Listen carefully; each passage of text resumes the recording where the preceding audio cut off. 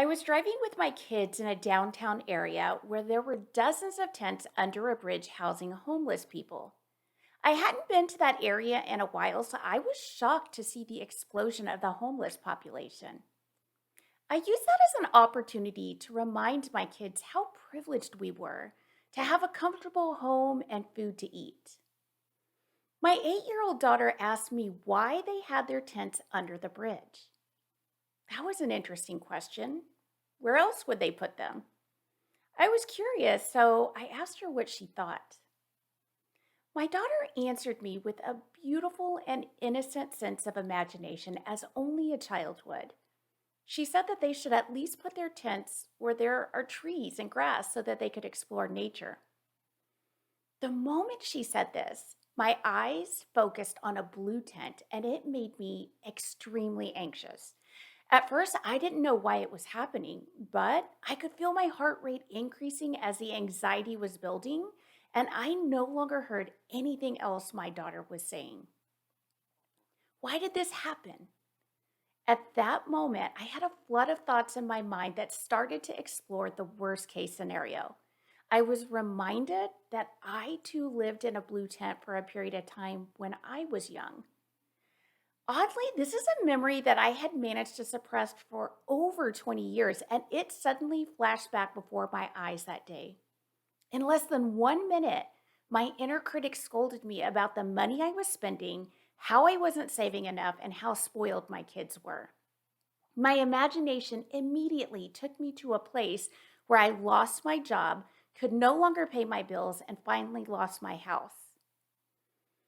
The interesting thing is that this experience was in such contrast to how I actually lived that experience as a child. As a child, of course, I longed to have a home. I wanted to have the normal things that other kids had. Mostly, I wanted food. Whereas most kids dreaded going back to school after summer break, I didn't think it was that bad. It meant having air conditioned and two solid meals through the school meal program. Of course, there were other challenges. Going back to school without new clothes or new school supplies always resulted in being bullied and made fun of.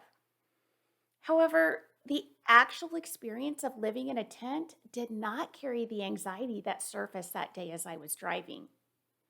Instead, my brothers and I did exactly what my daughter had suggested. We spent our free time exploring nature. We chased squirrels and threw rocks and climbed the highest trees possible, something I would never allow my kids to do now. However, the point is that we weren't worrying. We weren't fearful. Our only concern was what we could do for fun. What could we find? Where could we explore? I imagined all the nice things that we would one day have. In other words, I used my imagination to explore the possibilities. Today, every single one of those desires has come true. What I didn't tell you about this story is that at the time of that event, I had already experienced severe work exhaustion for a third time. This left me in a vulnerable state where I imagined the worst. This experience made me realize that I had evolved and I was missing one of the key ingredients to the recipe that built my success. I had lost my positive imagination and my sense of possibility. I thought that working harder was the answer, and when the work harder approach was no longer working, I was scared. As adults, we have evolved to allow our inner critic to take control, which results in using our imagination in unproductive ways. How does this happen? The answer is because of that inner critic who is out of control and leading us down the exact wrong path. When worry and imagination intersect, the result is a nightmare in our heads that seems to spiral out of control.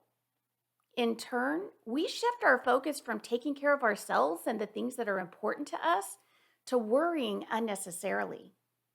We are creating our own suffering. This idea isn't new, we've heard it before. The Buddha has said nothing can harm you as much as your own thoughts unguarded. My modern day translation: We need to stop using our imaginations to play out our worst case fears and instead use it to create possibilities just like we did as children. There are many common things that we hear which lead to success, but how often do you hear about our positive imagination? Not often, if ever. It's hard to see. Why have we lost our imagination? We haven't. We just use it differently now. Why does this problem exist? How did we evolve from a place where our imaginations were bubbling with amazing possibilities to a place where fear and negativity overwhelm our lives? When we don't take care of ourselves, we end up in a vulnerable state. Let's take sleep, for example. Anyone who has a child knows you never wake a sleeping baby. They need their sleep. We make sure they get their sleep.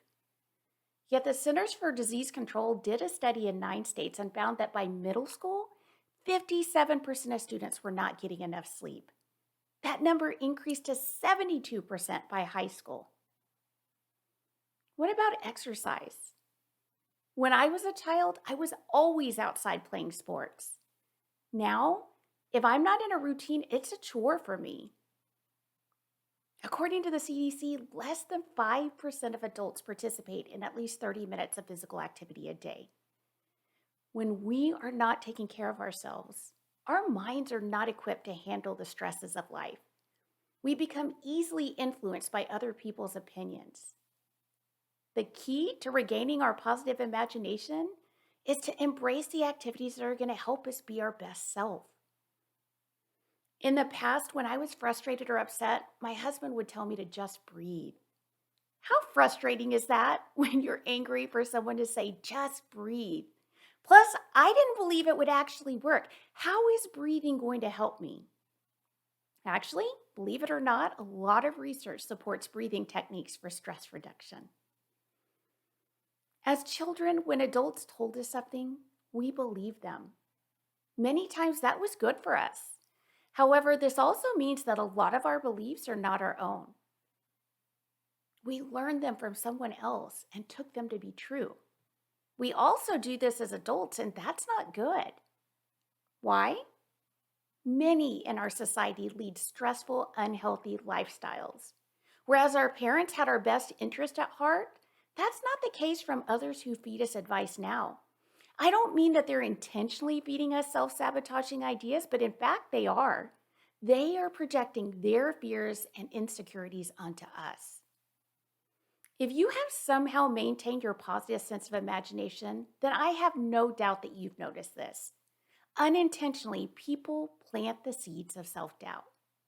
Maybe you've decided you're going to start a business. If you talk to others about this, you might hear things like, isn't that risky?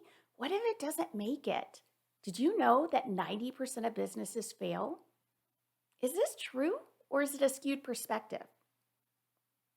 What about the acceptance rate to medical school? It depends where you go, but I went to the Texas A&M College of Medicine. The acceptance rate is currently 20%. That means if I applied right now, I would have an 80% chance of not getting accepted. The odds were even less when I applied 20 years ago. I still remember hearing someone say, can you believe Liz thinks she's going to medical school? If I had listened to that person, I wouldn't be a doctor today. Even with positivity and creativity, things don't always end up exactly the way we see them, but it puts us in the path to grow in a positive way. When I decided I was going to give a TEDx talk, I purchased a red circle rug and I put that at the entrance to my office. I started imagining what it would look like to share my message. Today, as I give this talk, I have that rug sitting under my feet. As adults, we have evolved to allow our inner critic to take control, which results in using our imagination in unproductive ways. This is how we limit ourselves. So what does this mean? What can we do to change this? How can we get back to a place of a childlike state where positive imagination and creativity flow? I have 5 ideas to offer you. Number 1, Practice awareness. We're often on autopilot and don't realize when we are thinking in a negative way. When your mood is down or you hear something that leaves you feeling bad, recognize that for what it is, a negative state. With that awareness, you can change what you are doing that puts you there. It can be something as simple as going for a walk or turning off the TV. Number two, take care of yourself. When you are not meeting your mental and physical needs, it's hard to view things in a positive light. Your body and mind resist because they're trying to protect you. This is why sleep, exercise, meditation, and all of those recommendations, they work because they nourish your body and mind. Number three, reject the naysayers. The second you have an amazing idea that's immediately dismissed by someone else, remember that it has nothing to do with your idea. The other person just can't see the possibility. They are stuck in a negative place and they're projecting that onto you.